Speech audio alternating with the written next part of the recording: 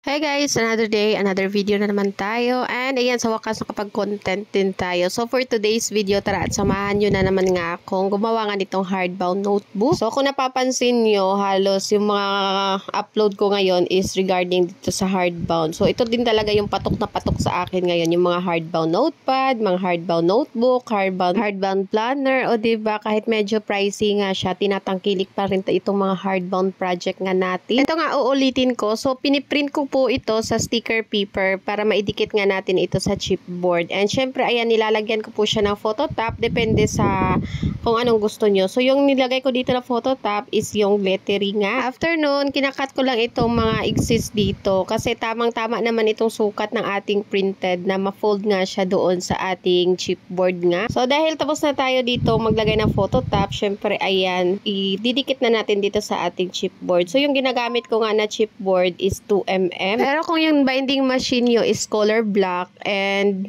gusto nyo mag-offer ng hardbound, so pwede pa rin naman. Pero yung chipboard na kaya nun is 1mm nga lang. And sa mga nagtatanong pala kung ano nga sukat nitong printed natin. So kung ganitong roller din yung gamit nyo guys, so yung sukat nitong printed ko nga is 7 by 9.44 inches po yun ha. Then yung chipboard naman natin is A5 size nga yan. Bali, bumibili ako ng chipboard na naka-long size para ayun, ako na nga mismo yung mag-cut nga. And ayan, ito na nga, i-fast forward na natin. Na-cut ko na din pala yung mga edges. Kaya ayan, tiniklop ko na nga or dinikit ko na nga yung sobra. And syempre, kailangan nating takpan itong nag-brown dito para naman maganda nga tingnan. At dahil pang kids nga ito, syempre, ayan, hindi nga calendar yung nilagay ko nga dito sa likod. Kahit mga bata nga, nagre-request na nga ng mga hardbound notebook. O diba, patok na patok din talaga itong mga hardbound nga natin. So dahil tapos na tayo sa cover, dito naman tayo sa ating insert. So, sa mga nagtatanong kung anong gamit kong printer sa pag-print ng mga notebook line, so yung Canon G1010 po and borderless po yun siya. Pero hindi pa rin ito maging borderless guys kasi yung layout itself is hindi naman siya naka-borderless. Kaya ayan, merong space talaga dyan sa gilid. And syempre, kinakat ko nga yan siya guys. Bali yung